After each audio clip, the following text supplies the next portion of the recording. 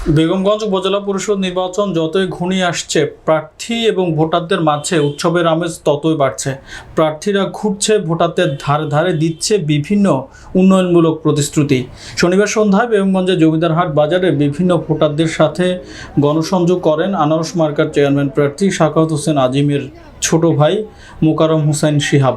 তিনি আমাদের নোয়াখালী জেলা প্রতিনিধি মনির হোসেন সজীবকে বলেন, আমার বিশ্বাস আনারস মার্কার যে গণজোয়ার উঠেছে, আগামী 29 তারিখ বিপুল ভোটে বিজয়ী হবে।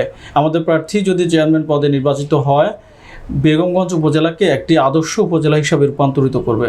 কেমন সাড়া পাচ্ছেন বা আমাদের মিডিয়াদেরকে বলতেন?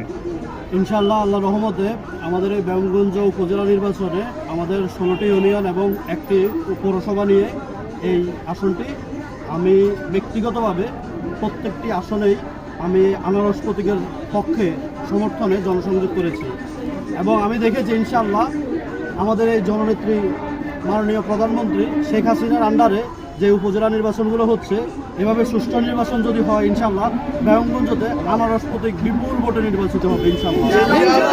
আমি বুঝেই আনারস মার্কার জনসমর্থনে নেমেছি, সবাই আনারস মার্কায় ভোট দিবেন। আমি আপনাদেরকে আশ্বস্ত করছি, আপনারা জেনে বুঝে দেখবেন আনারস মার্কার প্রতীকই আমার চোখে সর্বশ্রেষ্ঠ এই 4-5 জনের মধ্যে। সুতরাং আপনারা আনারস মার্কায় ভোট দেন, এই আশা করি আগামী 5 বছর আপনারা ভালো কিছু পাবেন তার থেকে।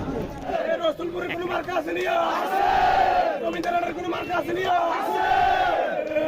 সেই মার্কা সবচেয়ে ভালো।